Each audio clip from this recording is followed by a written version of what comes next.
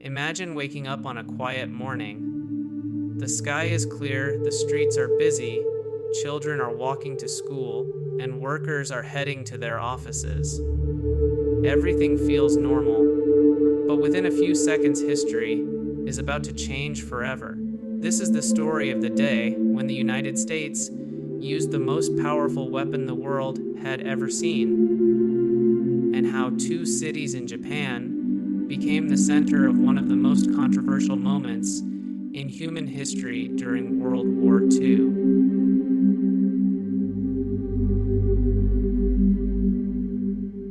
The story actually begins years earlier. On December 7, 1941, the world was shocked when Japanese fighter planes suddenly attacked the American naval base at Pearl Harbor in Hawaii. During the attack on Pearl Harbor, bombs fell from the sky, battleships exploded in flames, and within hours, thousands of American soldiers were dead.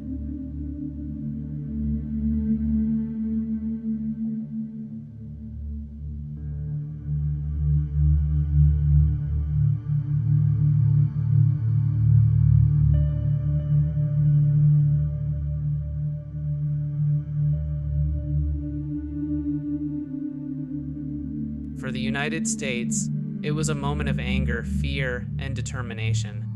The very next day, America declared war on Japan, and just like that, the Pacific Ocean became one of the most dangerous battlefields on Earth. For the next 4 years, the war between the United States and Japan was brutal. Island after island turned into deadly battle zones.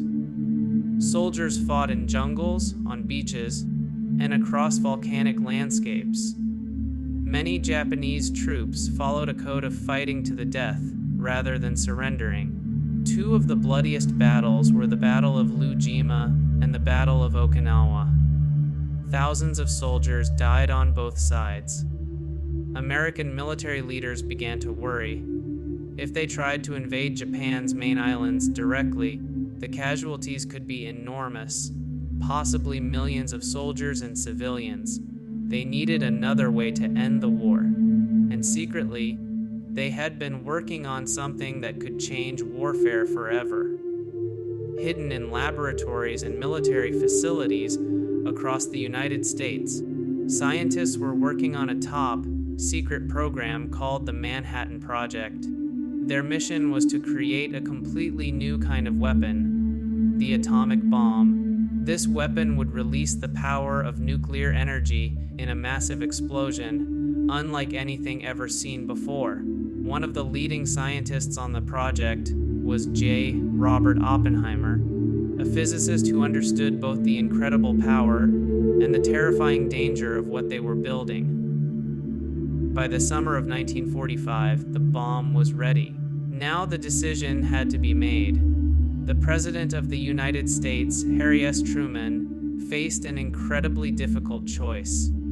Should the atomic bomb be used to force Japan to surrender? Or should the war continue with a traditional invasion that could cost millions of lives? After intense debate, the decision was made. The bomb would be used. Early in the morning on August 6, 1945, a B-29 bomber plane called Enola Gay flew high above the Japanese city of Hiroshima. The city was peaceful that morning. People were going about their daily routines.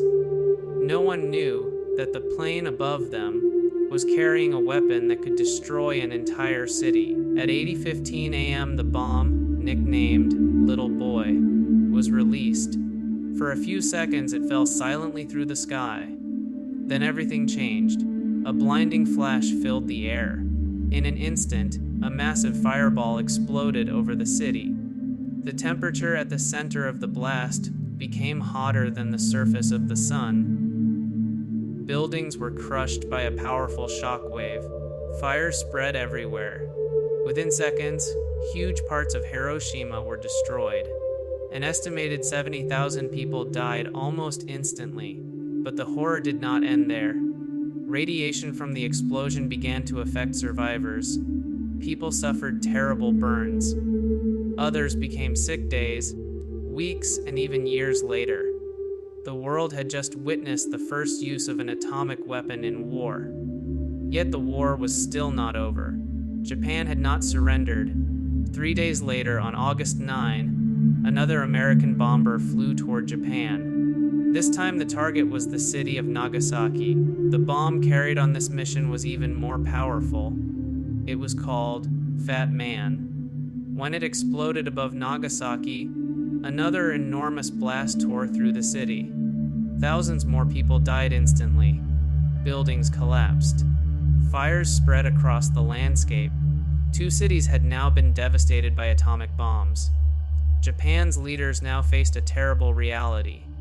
If the war continued, more cities could be destroyed. Finally, on August 15, 1945, Japan announced that it would surrender. The official surrender was signed in an event known as the Surrender of Japan. With that moment, World War II finally came to an end.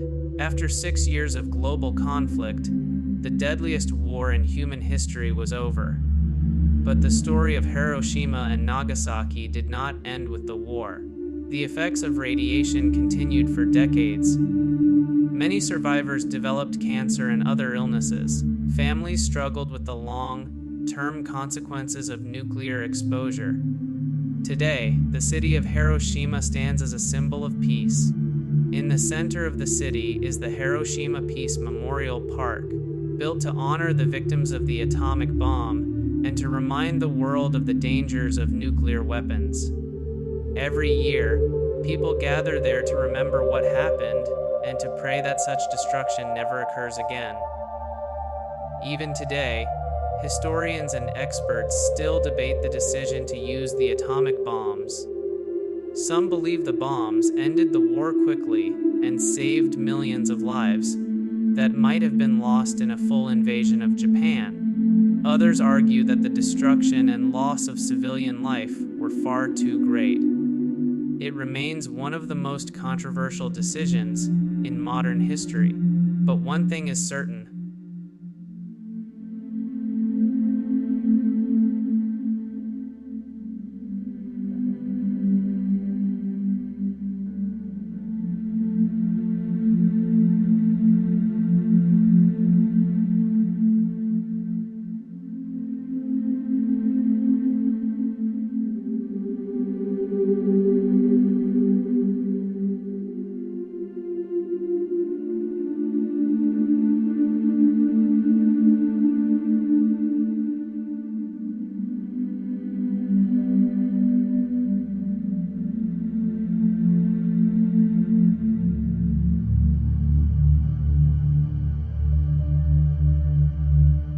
On 2 mornings in August 1945, the world changed forever. Humanity had entered the nuclear age, and the shadows of Hiroshima and Nagasaki continue to remind us how powerful and how dangerous human technology can be.